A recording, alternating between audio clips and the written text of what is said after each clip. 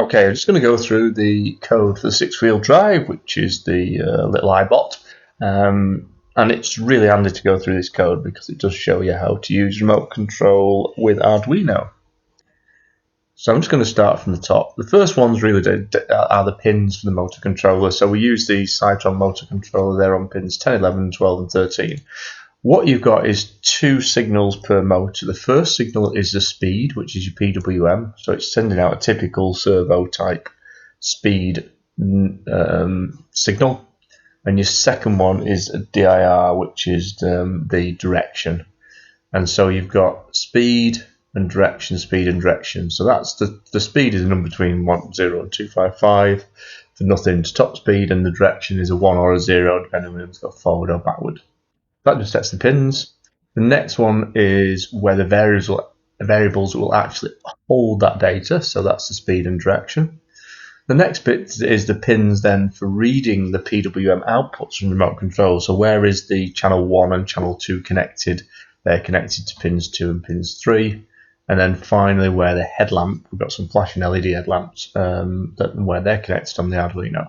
So between here you've got 2, 3, 4, 5 and 10, 11, 12, 13 pins being used. So if you've not got a wiring diagram, you can generally pick the pins up from most Arduino code. Then we set some variables around millis. This is for the LED flashing little loop, and then how often the LED flashes. If you want the LED to flash more, you can reduce that number. It's about half a second at the moment, or 500 milliseconds as we say technically. So that's the main lump of the code. That's in the global section, which means it applies to all code, and then we move into the setup. And in setup is where we can do it runs once just to set the code up. So the first thing we do is we set the headlamps, the pins on the headlamps, which we said were pins 4 and 5, to output because we're using that as output. And that's pretty much on the setup. Not a lot of code really in here. And then we get very simple code. We get straight into the loop. So this is where the code will constantly run as the bot starts to roll around. So the first thing we do is this one. Now this is not a complex bit of code. It's a fairly complex bit of code. All it really does is allows us to do something at intervals without holding the code up. You can use a delay command, and what that does is it literally pauses the code for half a second or whatever, which if you're driving something around you do not want to be doing. So we use a bit more complex, and what this says is set a variable to the current time. Millis is like a little counter that counts up. So it says that takes a snapshot of exactly where we are in time.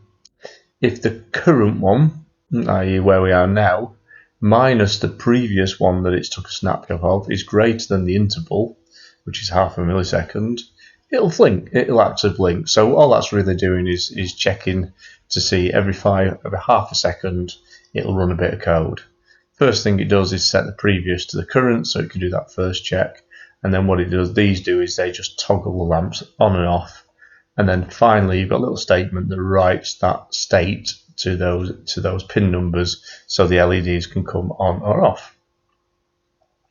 So that's just headlamp flashing. Now we get into the clever bit really. So the first thing we're going to do is read the output that we're getting from the RC. And we do this through this pulse in. So what this does is it says duration 1, which is a variable, is equal to the signal that's coming in, pulse in, on motor read pins A and motor read pins B when it's high. And what this does is it actually reads the milliseconds.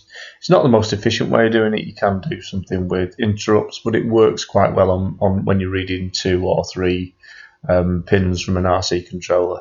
It can get a bit messy when you start to read more, but what that'll give us is it will give us a PWM signal between 1000 and 2000 typically. Okay, and then what we're doing here is we're going to map that motor speed. So the motor speed duration 1, which that's interesting. Where put that between?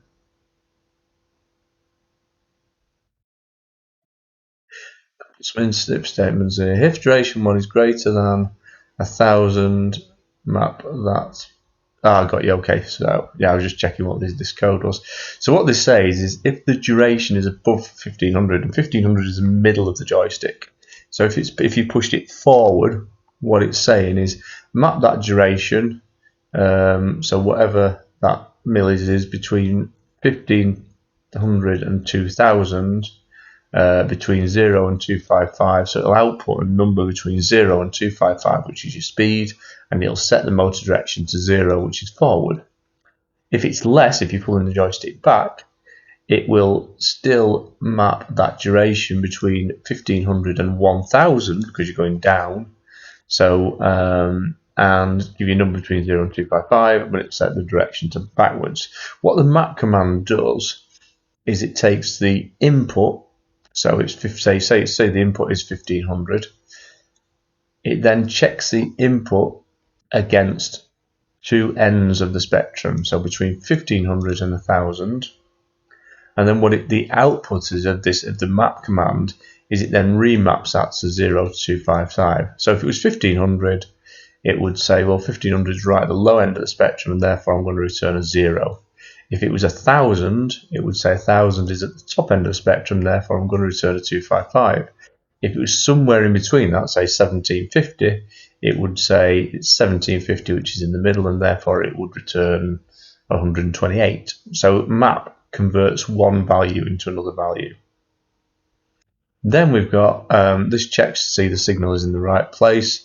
So this is literally a safety feature, because if you don't turn the remote control on or the signal's not getting through, it'll return a 0. If it returns a 0, what it'll do is it'll put the motors in full speed backwards. So what this does is it says, actually we need to make sure that the remote control signal is somewhere between 700 and 2300, and if it is, then what we'll do is we'll then set all of the motors going forward.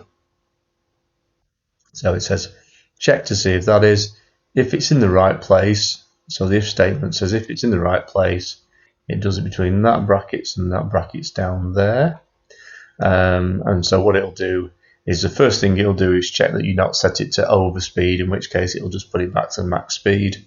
And then these are where it actually writes it to the controller, so the 4 little statements to the controller. And that's pretty much it. And then what it does then is it zooms back up to the top of the loop, flashes the LEDs, rereads the remote control in, maps the motor speeds accordingly, does a little bit of a safety check, and then updates the speed. And it's very, very, very simple code, but what it does is let you understand how the code for the little iBot works in a little bit more detail.